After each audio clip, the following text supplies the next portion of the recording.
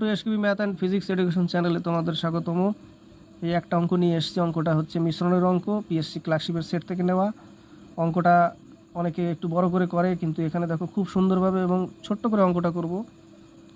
15 থেকে 20 সেকেন্ডে অঙ্কটা কমপ্লিট হয়ে যাবে। তো দেখো বলেছে যে দুটি মিশ্রণে দুধ ও জলের অনুপাত যথাক্রমে 5:4 এবং 2:1 সমান আয়তনে উভয়কে মিশ্রিত করা হলো। নতুন মিশ্রণে দুধ ও জলের অনুপাত হবে।